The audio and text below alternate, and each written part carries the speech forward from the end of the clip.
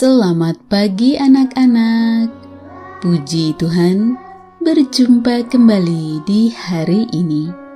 Tetap sehat dan bersemangat di hari yang baru ini.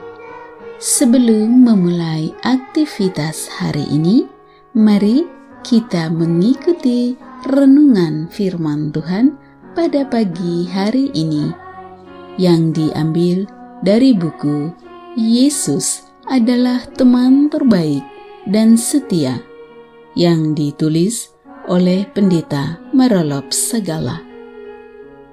Judul renungan firman Tuhan pada pagi hari ini adalah Allah Abraham.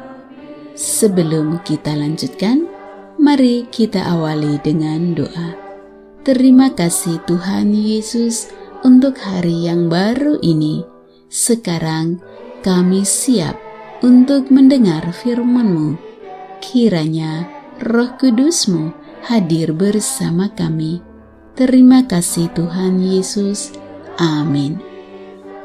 Ayat renungan firman Tuhan pada pagi hari ini diambil dari kitab Lukas pasal 20 ayat 37. Tentang bangkitnya orang-orang mati, Musa telah memberitahukannya, dan nas tentang semak duri di mana Tuhan disebut Allah Abraham, Allah Ishak, dan Allah Yakub. Anak-anak, kisah ini masih kelanjutan dari kisah Yesus menjawab pertanyaan beberapa orang Saduki. Masih ingatkah kamu bahwa orang Saduki adalah salah satu dari kelompok Yahudi yang tidak percaya adanya malaikat, tidak percaya akhirat. Mereka ini kelompok yang materialistik, kelompok yang merasa lebih intelektual dan merasa orang lain lebih rendah, dan mereka tidak percaya adanya kebangkitan. Mereka tidak percaya adanya kebangkitan. Maka mereka bertanya kepada Yesus, "Siapakah di antara ketujuh orang yang sudah mati itu yang menjadi suami perempuan itu pada hari kebangkitan?" Matius 22 ayat 28. Pertanyaan itu bertujuan untuk spekulasi. Pertanyaan mereka adalah berupa spekulasi teologia. Artinya, mereka menduga bahwa Yesus tidak akan dapat menjawabnya dengan memuaskan. Ternyata, Yesus balik berkata, "Kamu sesat, sebab kamu tidak mengerti kitab suci dan kuasa Allah." Matius pasal 22 ayat 29.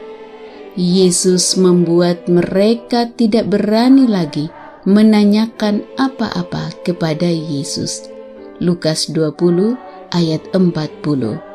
Sebab Yesus telah berkata bahwa mereka tidak mengerti kitab suci. Yesus menemplak kesombongan intelektual mereka. Pernyataan Yesus itu telah membuat orang-orang Saduki itu bungkam. Matius 22 ayat 34. Yesus mengutip peristiwa Musa ketika bertemu Tuhan di padang gurun Midian di tengah-tengah semak duri. Allah memperkenalkan dirinya kepada Musa sebagai Allah Abraham, Allah Ishak, dan Allah Yakub. Keluaran 3 ayat 6. Abraham, Ishak, dan Yakub sudah mati pada saat Allah menampakkan diri kepada Musa di hadapan semak belukar yang terbakar. Mengapa Allah menyebut dirinya sendiri sebagai Allah dari para bapa-bapa ini? Kecuali untuk mengartikan adanya kebangkitan mereka. Anak-anak, itulah maksud Yesus ketika menjawab pertanyaan orang Saduki.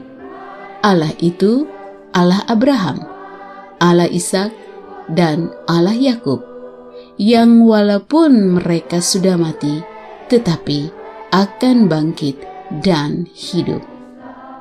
Yesus sedang menegaskan bahwa akan ada kebangkitan. Dia juga pernah berkata, "Akulah kebangkitan dan hidup. Barang siapa percaya kepadaku, ia akan hidup walaupun ia sudah mati."